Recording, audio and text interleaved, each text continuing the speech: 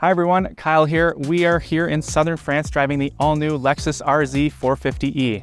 Now this all-electric crossover shows up on the scene with numbers that are a little lower than some of the other SUVs out there, and we're driving it to see how close those numbers translate to the real world, and also if they really matter at all. How about we go for a drive?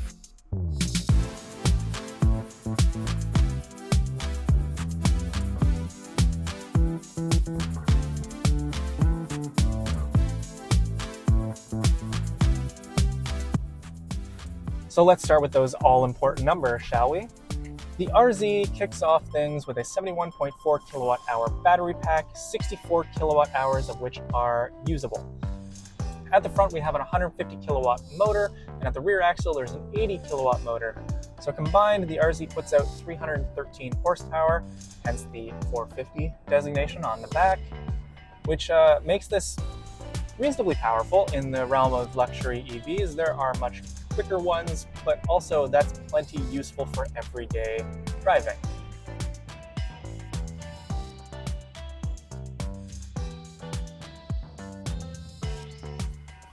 All right, so let's see how 313 horsepower feels when we need to merge. Pretty good. Now I can understand why people might be a little concerned when we're driving this new Lexus that, oh, maybe it's gonna feel a lot like the Toyota, in this case, the BZ4X. I'm here to tell you that this definitely feels like a different beast entirely. For starters, the Lexus does have a more refined, smooth ride to its suspension. I mean, we are in a very nice part of France, but nonetheless, it's very quiet, very smooth. The sightlines are really good. I've got a decent view out of this rear view mirror. There's no digital rear view mirror, at least on this trim, because this is the base, which is the premium. So like a lot of EVs, the RZ feels pretty light on its feet, all things considered. It really hides its weight well, at least during everyday driving. I will say that if you're really pushing it and driving in a way that's probably more spirited than most drivers ever will deal with, then yes, it does feel a little heavy in sharper corners.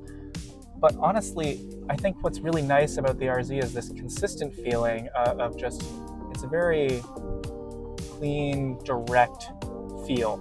You get into this car and it's instantly familiar. That's at least the case with this, which has a regular steering wheel. However, Lexus also has its One Motion Grip steering setup here.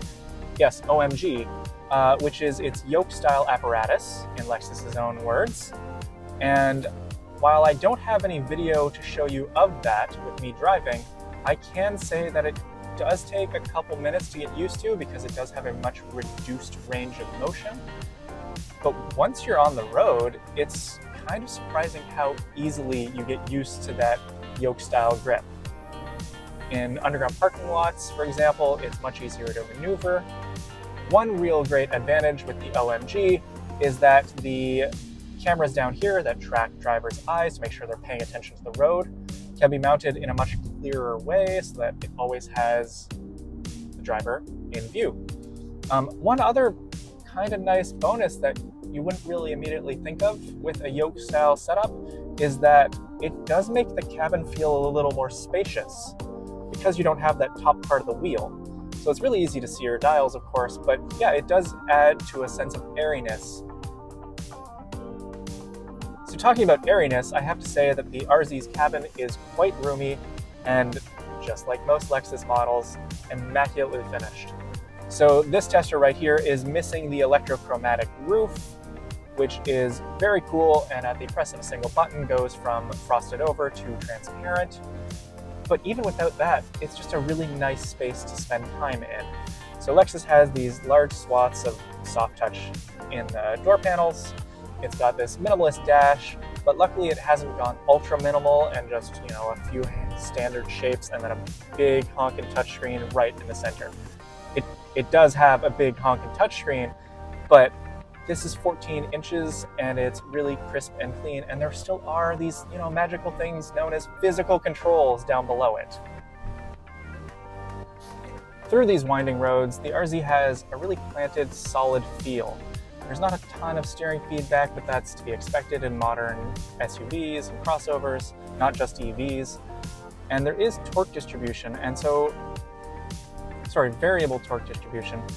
it does make for a pretty tidy handling car, and as I said earlier, trucking this around corners, the RZ holds its own.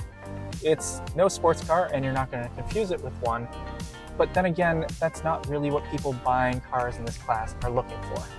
Like many EVs on the market, the RZ does have variable levels of regenerative braking. So that's handled with the little paddles just behind the wheel, or in the case of the OMG, tiny little buttons. Using the paddles does add a little bit of regenerative braking, but even on its highest settings, the RZ is not a one-pedal car, and it won't come to a stop on its own. And to be honest, it still feels pretty weak in terms of regen braking. If you leave it on the lightest setting, there's practically none. Lexus won't give an exact timing for when OMG is coming to USA, or Canada for that matter, but we're under the impression it will be fairly soon.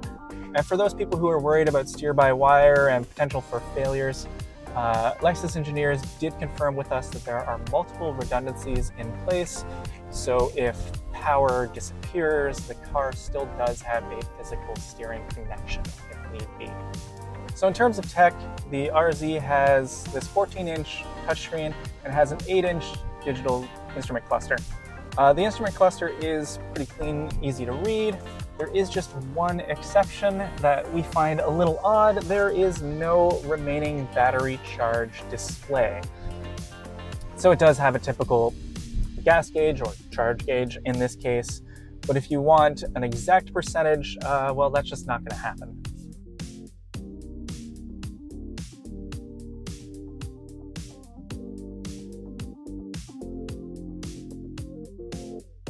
One thing we haven't covered is range, and I know that is a sticking point for a lot of people shopping for EVs. And I'll be honest with you, the RZ is not great in that regard. So if you get the standard model on 18-inch wheels, you're looking at 220 miles on a charge. Opt for those 20-inch alloys, which do look really good. Maybe not better than the 18s, but good. That bumps down to 196 miles. So that is lower than most every competitor out there, but it is important to point out that those EPA numbers come from the RZ driving in its regular mode. So if you go to range mode, that does optimize the RZ for, well, increased range, as you might have guessed. So what happens when you put the RZ in range mode? Well, for starters, direct 4 all-wheel drive doesn't really do much in that mode. You're relying on mostly just that rear motor. Also, top speed is limited to 100 kilometers an hour or 62 miles per hour. There are some very cool features in this car beyond that trick roof or the funky OMG steering apparatus. There is what Lexus is calling shadow illumination, which kind of reminds me of old nightlights as a kid. So what happens at night is that there's some cool little shadows that project on the sides of the door. It's a more subtle take on the ambient lighting trend that's going around these days, and yeah, it's very on brand for Lexus. There's also a new radiant heating feature, which actually includes some heating elements just under the dashboard here, just above the driver and passenger's legs. And what that does is, well, heats up the air right where you're going to feel it a lot quicker.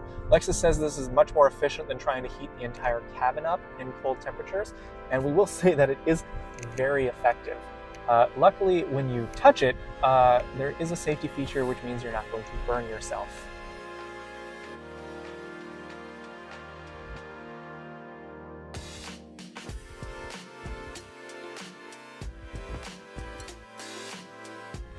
Oh look, there's a copper RZ. It's a pretty fantastic color, so it's really sad that Lexus is not bringing it to North America.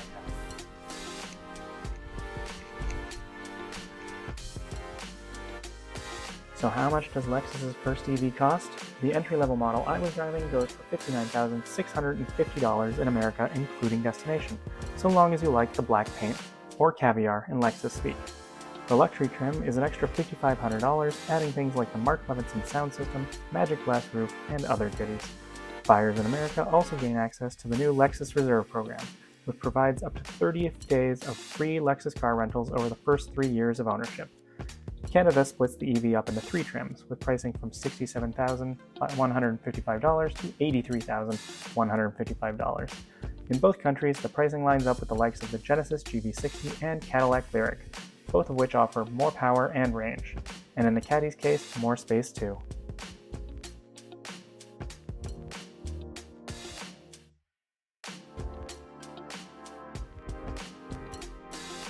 Lexus is understandably very proud of the RZ 450e because it successfully translates the brand's ethos to the all-electric era.